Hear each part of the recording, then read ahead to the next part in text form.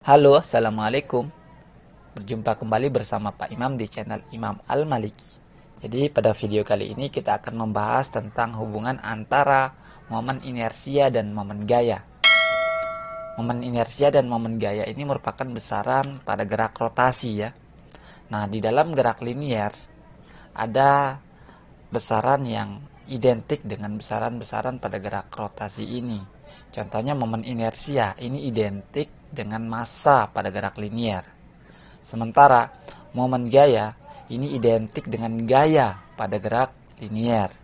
Nah, hubungan antara massa dan gaya telah dijelaskan melalui hukum 2 Newton ya. Seperti yang kita ketahui, hukum 2 Newton ini menyatakan bahwa A sama dengan F per M. Ya, biasa di textbook itu dituliskan sebagai F sama dengan M dikali A. A itu sendiri adalah percepatan ya. Nah, percepatan di dalam gerak linier. Nah, di dalam gerak rotasi, percepatan ini identik dengan percepatan sudut atau kita sebut alfa, dan hubungannya dengan percepatan dalam gerak linier adalah alfa sama dengan A per R, di mana R itu adalah rotasi putar ya.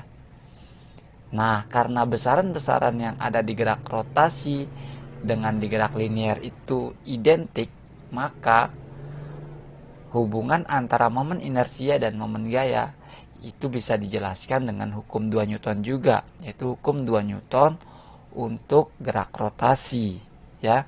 Sehingga kita bisa menuliskan hubungan antara momen inersia dengan momen gaya sebagai torsi yang identik dengan gaya sama dengan momen inersia yang identik dengan massa dikali dengan alfa atau percepatan sudut yang identik dengan A atau percepatan pada gerak linier, sehingga kita tuliskan tau sama dengan I dikali dengan alfa.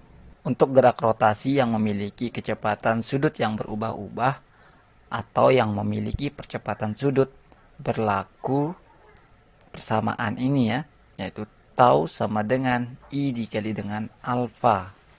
Nah, untuk penerapannya ini bisa kita lihat pada gerak benda pada sistem katrol ya. Nah, di kelas 10 dulu kita sudah belajar tentang sistem katrol juga ketika belajar tentang hukum 2 Newton ya, penerapan hukum 2 Newton. Tapi waktu itu katrolnya kita anggap licin. Katrol tidak bermassa, katrol tidak ikut berputar. Jadi ya itu di kelas 10. Dan sekarang karena kita membahas tentang gerak rotasi, jadi sekarang katrolnya kita anggap berputar ya. Jadi katrolnya bermassa. Sekarang perhatikan ini. Pak Imam memiliki sebuah katrol yang berjari-jari R besar dan bermassa M. Nah, pada katrol ini Pak Imam gantungkan 2 buah massa ya, dengan tali massa M1 dan massa M2. Diketahui bahwa massa M2 itu lebih besar dari massa M1, sehingga sistem benda ini akan bergerak ke arah M2 ya. Artinya katrolnya juga akan berputar ya. Berputarnya searah dengan jarum jam. Nah, tentunya di tali pada benda M1 ada tegangan tali T1 dan pada M2 ada tegangan tali T2. Pertanyaannya, berapa sih besar dari percepatan sistem ini? Nah, untuk menyelesaikannya kita bisa menerapkan hubungan antara torsi dengan momen inersia dan percepatan sudut ini ya untuk katrolnya. Nah, untuk benda M1 dan M2 tentunya kita bisa menerapkan hukum 2 Newton karena gerakannya adalah gerakan linier ya. Beda dengan katrol yang gerakannya itu gerak rotasi. Jadi untuk katrolnya kita bisa menerapkan hukum 2 Newton untuk gerak rotasi, yaitu torsi sama dengan momen inersia dikali dengan percepatan sudutnya. Untuk menemukan jawaban dari pertanyaan kasus ini, kita harus ingat kembali ya perjanjian kita di video sebelumnya bahwa gerakan yang searah jarum jam, ini untuk yang rotasi dah, dan berlaku untuk sistem ini, yang searah jarum jam ini nilainya negatif ya, sesuai dengan perjanjian kita pada video sebelumnya. Dan gerakan yang berlawanan arah dengan putaran jarum jam itu nilainya positif. Nah, untuk menyelesaikan ini kita harus tinjau semua benda yang terlibat dalam sistem ini. Jadi sini ada 3 benda. Ada benda pertama yaitu M1, ada benda kedua M2, dan benda ketiganya itu adalah katrol ya, yang bermassa M besar. Jadi kita tinjau satu-satu dulu. Kita tinjau dulu yang benda pertama. Artinya kita harus menggambarkan gaya-gaya yang bekerja pada benda pertama ini. Ya, jadi pada M1 ini tentunya ada W1 yaitu gaya beratnya. Yang besarnya itu M1 dikali G. Kemudian ada tegangan tali 1 ya, arahnya ke atas. Dan arah gerak benda M1 ini tentunya ke atas ya, ke atas. Nah, yang arah gerak ke atas ini tentunya juga searah dengan jarum jamnya ya, searah dengan jarum jam. Jadi kalau searah dengan jarum jam, maka nilai A atau percepatannya adalah negatif ya. Sehingga untuk benda satu ini kita bisa terapkan hukum 2 Newton, yaitu sigma F sama dengan M dikali dengan min A. Kenapa min? Ya, karena gerakannya itu searah dengan jarum jamnya. Min A. Kemudian untuk sigma F-nya, semua gaya yang searah dengan A itu nilainya negatif. Yang tidak searah dengan A nilainya positif. Sehingga T1 akan bernilai negatif, yaitu min T1, dan W1 akan bernilai positif ya. Yang nilainya itu positif yaitu W1. Sehingga kita bisa tuliskan min T1 ditambah dengan W1 sama dengan min M1 dikali A. Ya. Nah, T1-nya sekarang kita sederhanakan ya. Jadi Pak Imam tukar aja nih. Pak Imam pindah ke ruas kanan, dan min M1 kali A-nya Pak Imam pindah ke ruas kiri. Sehingga akan kita temukan T1 sama dengan W1 ditambah dengan M1A, dan ini Pak Imam sebut sebagai persamaan yang pertama ya. Kemudian kita tinjau juga benda yang kedua. Kita gambarkan untuk benda keduanya yaitu M2. Di sini kita gambarkan juga gaya-gaya yang bekerja, yaitu ada W2 berat dari M2 ini sendiri yang bisa kita cari dengan M2 dikali G. Dan di sini juga ada T2 ya, tegangan tali yang kedua. Dan gerakan benda yang kedua ini adalah arahnya ke bawah ya, ke bawah. Dan ini juga searah dengan jarum jam, yang artinya bahwa nilai percepatannya atau nilai A-nya ini negatif. Karena benda kedua ini juga bergerak, jadi berlaku hukum kedua Newton ya. Dan hukum kedua Newton sigma F sama dengan M dikali min A ya, min A karena gerakannya searah jarum jam. Nah, untuk sigma F-nya, gaya-gaya yang searah dengan A ini nilainya negatif, yang berlawanan dengan A nilainya positif. Di sini kita ketahui T2 arahnya berlawanan dengan A, berarti nilainya positif, yaitu T2. Kemudian W2 arahnya ini searah ya dengan A, sehingga nilainya negatif. Jadi T2 dikurangi W2 sama dengan min M2 dikali A. Nah, sekarang T2-nya persamaan yang ini Pak Imam sederhanakan. W2-nya Pak Imam pindah ke ruas kanan ya.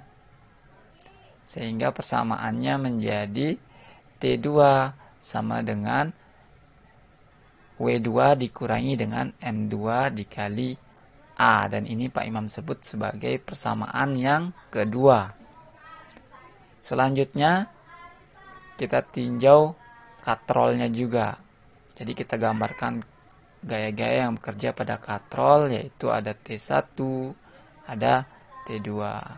Ya, seperti yang kita ketahui bahwa katrol ini berjari-jari R ya. Karena katrolnya bergerak, jadi juga berlaku hukum 2 Newton untuk gerak rotasi ya, yaitu sigma torsi sama dengan I kali alfa ya. Jadi ini hubungan antara momen gaya dan momen inersia yang tadi kita bahas. Kemudian untuk sigma torsinya, kita lihat gaya-gaya yang bekerja yaitu T1 ini cenderung membuat benda bergerak rotasi berlawanan arah jarum jam, sehingga ini menimbulkan torsi yang bernilai positif karena berlawanan arah jarum jam, sehingga kita bisa tuliskan T1 dikali R, nilainya positif. Nah, untuk T2 ini adalah gaya yang cenderung membuat benda bergerak berotasi searah dengan jarum jam ya. Jadi kalau searah jarum jam jadi nilainya menjadi negatif, sehingga kita bisa tuliskan menjadi min T2 dikali R. Nah,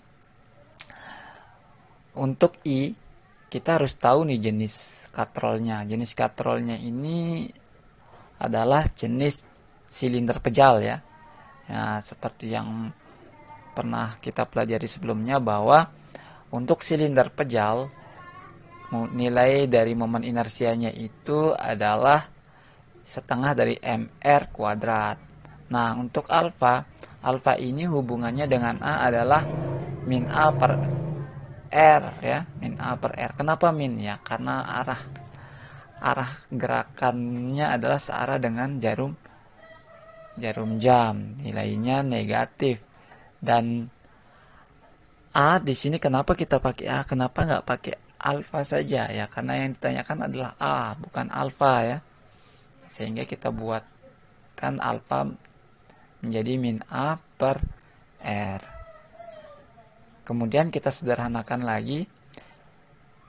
Pada ruas kiri R-nya Pak Imam keluarkan ya. Keluarkan dari. Jadi sehingga R dikali dengan T1 dikurangi dengan T2 ya, sama dengan setengah mr kuadrat dikali dengan min A per R. Nah, R-nya kita bisa coret ya, ruas kiri, ruas kanan ya. Sehingga akan menjadi T1 dikurangi T2 sama dengan setengah dikali M dikali min A. Sehingga kita dapatkan persamaan T1 min T2 sama dengan min setengah MA, dan ini Pak Imam sebut sebagai persamaan yang ketiga. Selanjutnya kita substitusikan nilai dari persamaan 1 dan persamaan 2 ke persamaan yang ketiga ya. Jadi T1 min T2 sama dengan min setengah MA. Ini kita masukkan nilai T1 nya yaitu W1 ditambah M1A dikurangi W2 dikurangi M2 dikali A sama dengan min setengah MA. Nah, yang WW kita gabungkan, yang M1 kali yang MA nya juga kita gabungkan ya. Jadi W1 dikurangi W2 ditambah dengan M1 dikali A, nah, ditambah dengan M2 kali A. Loh, kok M2 nya plus? Ya, karena negatif dikali negatif hasilnya positif ya. Nah, sehingga sama dengan min setengah MA. Dan kita bisa tuliskan kembali persamaan ini dengan memindahkan M1A dan M2A ke ruas kanan, sehingga menjadi W1 ditambah W2 sama dengan min setengah MA min M1 dikali A min M2 dikali A. Kemudian kita sederhanakan kembali, jadi W1 dikurangi W2 sama dengan min A nya Pak Imam keluarkan ya. Jadi min A dikali dengan setengah M besar ditambah M1 ditambah M2 ya. Kemudian Pak Imam sederhanakan kembali, Pak Imam keluarkan di sebelah ruas kiri ya. Pak Imam keluarkan minus ya, minus. Jadi minus dari W1 dan W2, sehingga persamaannya akan menjadi W2 dikurangi W1. Ini dimodifikasi ya, sama dengan min A dikali dengan setengah M besar ditambah dengan M1 ditambah dengan N2, sehingga kita akan memperoleh nilai A sama dengan min W2 dikurangi W1 per min setengah M ditambah M1 ditambah M2. Karena minus dibagi minus, maka nilai A akan menjadi W2 dikurangi dengan W1 per setengah M ditambah M1 ditambah M2. Dan nilai ini adalah nilai yang kita cari ya. A sama dengan W2 min W1 per setengah M besar tambah M1 tambah M2. Dan ini yang biasa tertulis di textbook ya. Jika kalian punya buku yang tertulis pasti yang seperti ini ya. Namun yang perlu kalian pahami adalah proses dari penemuan A ini sendiri. Karena ketika kalian lupa, kan yang namanya menghafal rumus rentan lupa ya. Kalau kita menghafal rumus, tapi kalau kita tahu proses penemuannya ya paling tidak itu bisa membantu kita untuk menyelesaikan soal ketika soal yang diberikan ke kita itu diubah-ubah ya atau dimodifikasi. Ketika kita memahami proses, kita nggak perlu menghafal rumus ya. Jadi rekomendasinya adalah pahami prosesnya, bukan hafalkan rumusnya ya. Oke, sekian dulu untuk video kali ini. Kita lanjutkan pada video selanjutnya. Sampai jumpa pada video selanjutnya.